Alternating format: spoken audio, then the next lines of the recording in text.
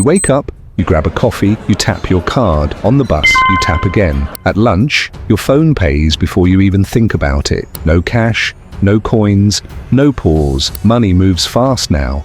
So fast, it barely feels real. You don't hold it, you don't count it, you don't see it leave. It just goes. For most people, this feels normal, even helpful. It's easier, it's quicker, it feels like progress. But something has changed. When money becomes invisible, choice becomes quiet. You stop noticing what you give up because nothing looks taken. There's no sound, no warning, just convenience. This isn't a movie about the future. This isn't a wild idea or a tech fantasy. This is happening right now. Across Europe, new rules are being written, new systems are being tested, timelines are being set. The European Central Bank has already moved from planning to building. Laws are being debated, pilot programs are being prepared, no switches flipped, no alarms ringing, just quiet steps, taken one after another. And that's the point. Big changes don't arrive loudly anymore. They arrive politely. They arrive as upgrades. This isn't a story about a new way to pay.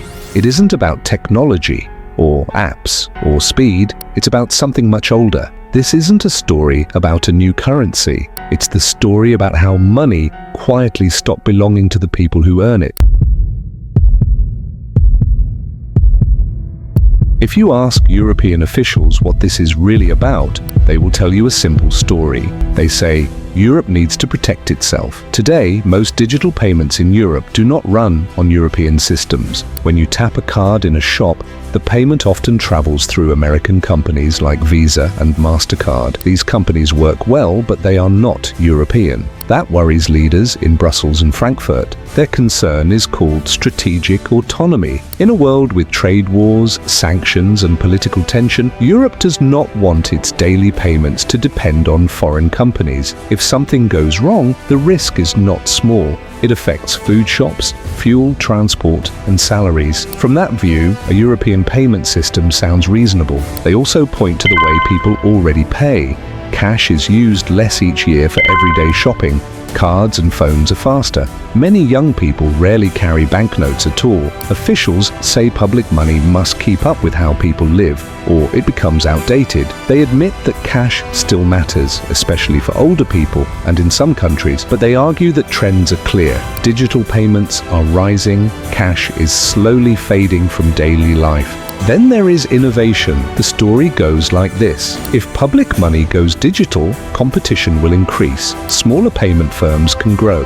Fees for shops could fall. Businesses would no longer depend so much on big card companies taking a cut from every sale. The European Central Bank describes this as modern, fair, and practical. Public money, they say, should exist in the digital world just like it does in paper form. On the surface, the argument feels calm and sensible. Protect Europe, modernize money, lower costs, give people another way to pay. Nothing here sounds extreme, nothing sounds dangerous, and that's why this story matters, because when something sounds this reasonable, very few people stop to ask what else is changing at the same time. When people talk about the end of cash, they imagine a ban, a law, a deadline, a sudden switch where notes and coins stop working. That is not how it happens. Cash does not disappear overnight.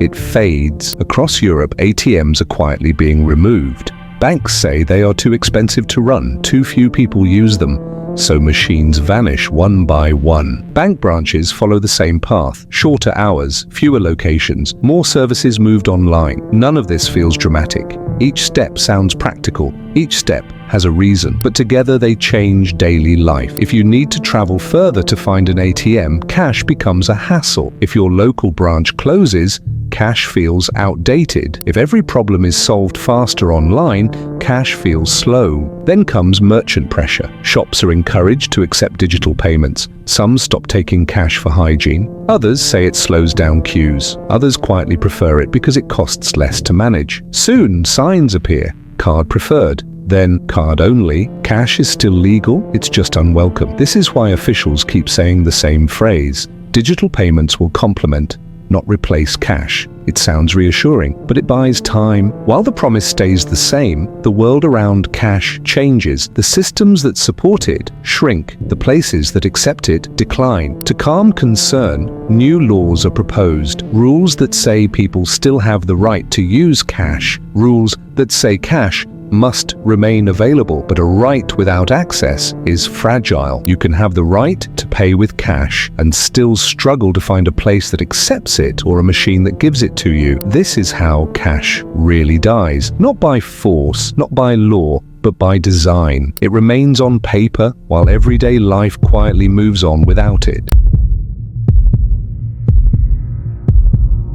To understand why this matters, we need to understand what money really is. Cash is simple. A banknote is called bearer money. If you hold it, it's yours. You don't need permission to use it. No system checks who you are or where it goes. A digital system works very differently. Digital money lives on a ledger. A ledger is a shared record. It tracks balances. It records movement. Nothing moves unless the system allows it. This is not new. Banks already use ledgers. Card payments use ledgers. Apps use ledgers. What's new is who runs the ledger. With physical cash, there is no center. With a digital system run by the European Central Bank, the center comes back. The ECB promises strong privacy. They say small payments will work offline. They say data will be limited. They say they will see less than private companies, and that matters. These promises should be taken seriously. But systems are defined by structure, not intention. Offline payments, for example, come with limits. They only work for small amounts. They only work sometimes. Most real spending happens online. Online payments mean records. Records mean data. Even if that data is protected, it still exists. And data that exists can be stored, analyzed, compared, reused under new rules. This does not require bad people. It only requires future decisions. The key difference is this: cash, no record is created in the first place. With a ledger system, a record is the default. This changes the balance of power. The ECB explains that the system is designed to be safe and stable, that limits are needed, that rules protect the economy. All of that can be true, but capability matters. A system that can see flows, can shape flows. A system that tracks movement can guide movement. A system that sets rules today can change them tomorrow. This is not an accusation. It is a description. Think of it like roads. A road does not force you to drive anywhere, but whoever designs the roads decides where traffic can go. Ledger-based money works the same way. The machine does not need to be cruel. It only needs to exist. Once money depends on access to a system, the system becomes part of daily life. Invisible, constant, quietly powerful. This is the heart of the change. Not control today, not abuse tomorrow, but a structure where money no longer moves on its own. It moves through rules.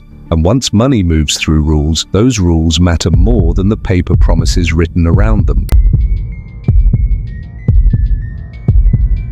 Officials are careful with their language. They say the system is not programmable money. They repeat this often. Instead, they use softer words. Words like conditional payments. A condition is a rule. It means money moves only if something else happens. This idea already exists in small ways today, but in a central system it becomes part of the design. Here is one clear example. Imagine a future economic slowdown. Energy prices rise. Households struggle to pay bills. The government announces help.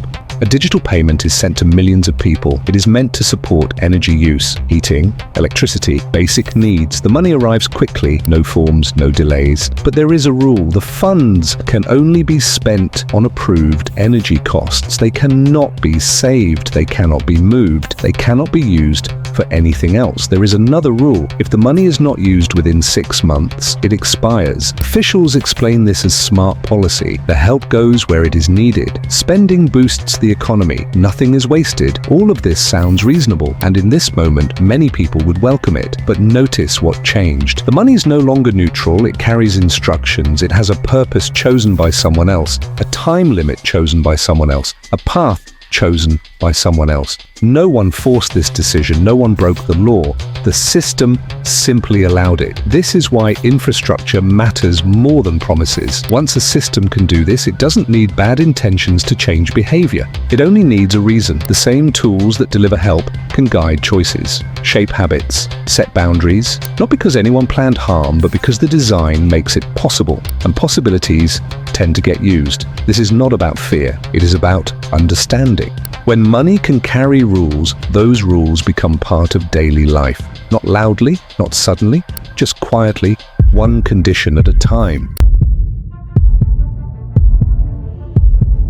There is one detail that reveals what this system is really about: limits. In discussions around the digital euro, officials have talked about holding caps. Numbers often mentioned are around €3,000 to €4,000 per person. The reason sounds sensible. If people could hold unlimited digital money issued by the central bank, they might move their savings out of regular banks. That could cause a bank run. Banks could fail. The system could break. So, the limit is framed as protection, but think carefully about what that means. For the first time, there would be a hard limit on how much of the safest money you are allowed to hold. Money issued directly by the central bank is considered the safest form of money. It carries no bank risk, no company risk. Yet under this system, you could only keep a small amount of it. Anything above the limit would have to stay in commercial banks, banks that lend, banks that invest, banks that can fail. This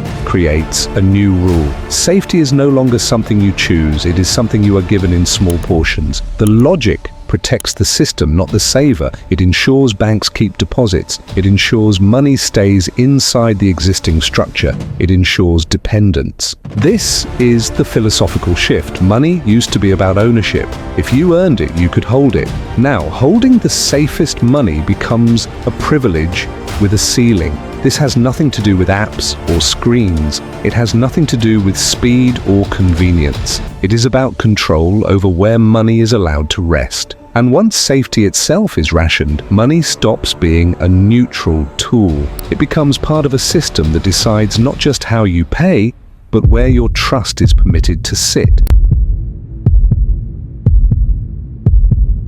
When you step back, this is not only about money, it is about who holds power. For a long time, cash created distance between people and the state. If you had money in your hand, you could use it freely. No approval, no access checks. A fully digital system changes that. Money no longer works by ownership alone, it works through access. You are allowed to use it because the system recognizes you. That shifts the relationship. The state becomes closer to everyday life, not through force, but through systems that run quietly in the background. Zoom out further, and Europe's position becomes clear. The United States controls major global payment networks.